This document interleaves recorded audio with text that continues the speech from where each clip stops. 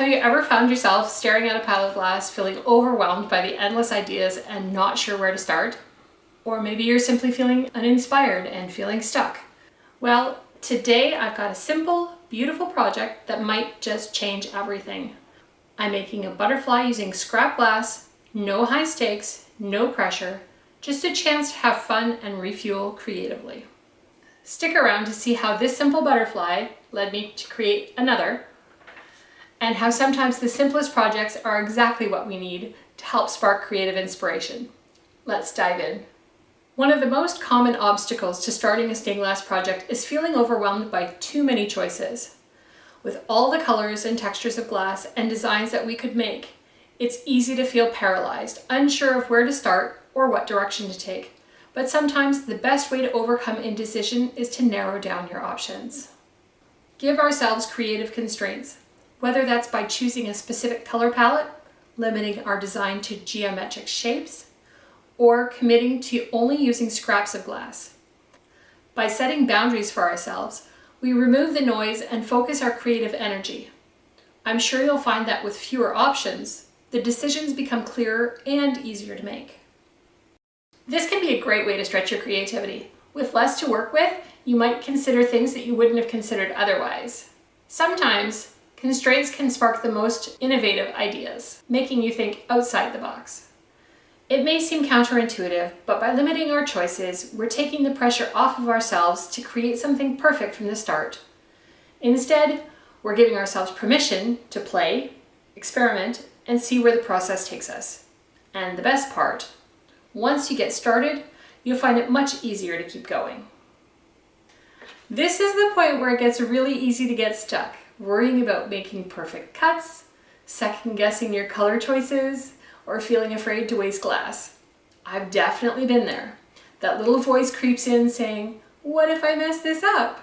What if I waste materials? What if it doesn't turn out how I pictured it? But here's the thing, waiting for the perfect plan or the right moment just means nothing gets made at all. Stained glass isn't about perfection. It's about working with what happens. No one's cuts are flawless. No one's solder lines are perfectly smooth every time. And honestly, sometimes you'll surprise yourself with a favorite addition to a piece from happy accidents, which I like to call design opportunities.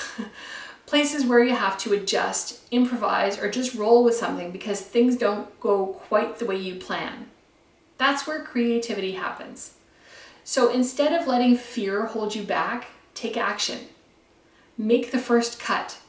If it's rough, you can grind it. If a piece breaks, maybe it leads to a better design choice. The more you create, the more you learn, and the more confidence you build. Perfection comes from practice, not from waiting until you feel ready. Once you've cut your pieces, it's time to grind and foil. These steps might feel tedious, but it's also the perfect opportunity to use a bit of accountability. If you find that you have a lot of time to spend on the grinder, break it down for yourself. The key is to set a small deadline, whether it's completing just one section of a project or finishing the grinding and foiling in a set time. This way, you're not thinking about the entire project, just the small, achievable step in front of you. For example, you could say to yourself, I'm going to grind for the next 20 minutes and then I'll check how much progress I've made. You don't need to finish the whole project today. The point is to keep making progress, and sometimes setting little milestones is exactly what you need to avoid getting stuck in perfectionism. Why this works? By making a commitment to yourself, whether it's a timer or a goal of completing a section, you're giving yourself the momentum to push forward. It also removes the pressure of perfection. It's about just taking action and moving the process along. When you reach that small deadline, you're likely to feel the satisfaction of progress, which can keep you motivated to continue. When stuck in a creative rut, sometimes the best way to break free is to shake things up. If you've been working with the same style or technique for a while, trying something different can reignite your passion and creativity. For stained glass, this could mean experimenting with a different soldering technique, trying a new type of glass, or even changing the scale of your project. You might want to explore different cutting techniques, playing with lead cane versus copper foil, or add new elements like paint or etching to your designs. The possibilities are endless. Even if it feels intimidating, switching things up can provide fresh inspiration. If you've been working with intricate patterns, try a more abstract or minimalist design. Or, if you've only made small pieces, go for a larger project and challenge yourself in a new way. By changing your method, you're not only breaking the monotony, but also giving yourself the freedom to experiment. You'll learn new skills, and who knows, you might discover a new technique or style that you love. The key is to step outside your comfort zone and allow yourself to explore. When you're stuck, sometimes the best thing you can do is look back at what you've already created. Revisiting your past work can spark new ideas and remind you of your growth as an artist. For stained glass, this might mean flipping through old patterns, looking at your completed projects, or even revisiting unfinished pieces you set aside. I'm sure we all have a few of those. Seeing them with fresh eyes can bring inspiration or new angles you hadn't thought of before. Another powerful strategy is stepping away from your project entirely. Do something unrelated, take a walk, try another hobby, or immerse yourself in a totally different environment. Often when we step away from our work, our minds have the space to make new connections, and ideas can come when we least expect it. This is why we are so often bombarded with new ideas in the shower. If you've got unfinished projects, don't be afraid to revisit them.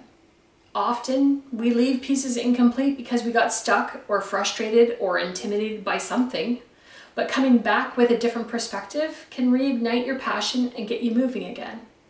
These triggers help break the cycle of creative paralysis by encouraging a fresh perspective, even if you don't directly return to the same project.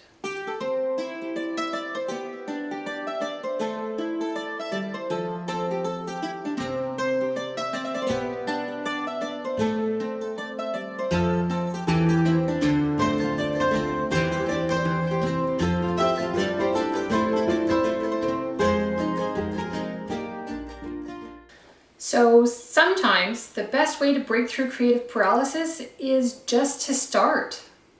This butterfly wasn't about making something perfect. It was about getting past that overwhelming feeling of what project to do next and letting the process guide me.